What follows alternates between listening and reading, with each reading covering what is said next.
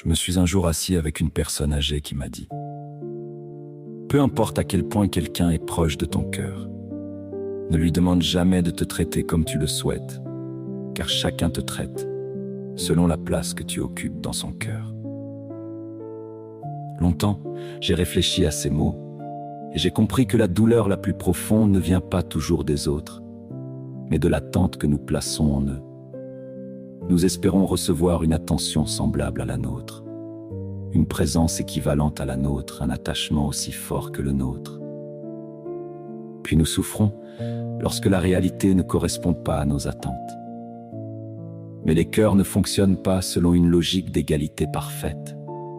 Chacun donne selon la place que l'autre occupe en lui. Celui qui t'aime vraiment n'a pas besoin qu'on lui rappelle de te chercher. Sa présence est naturelle, spontanée, évidente.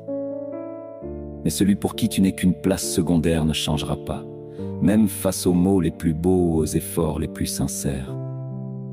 Alors il est inutile d'épuiser ton âme à demander ce qui ne vient pas de lui-même.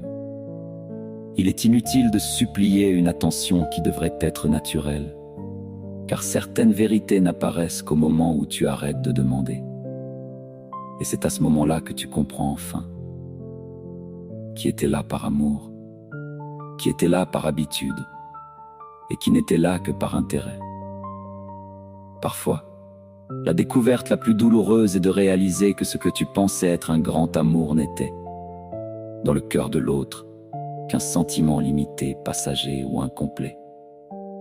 Alors apprends à observer plus les actes que les paroles, car les mots peuvent être offerts à tout le monde.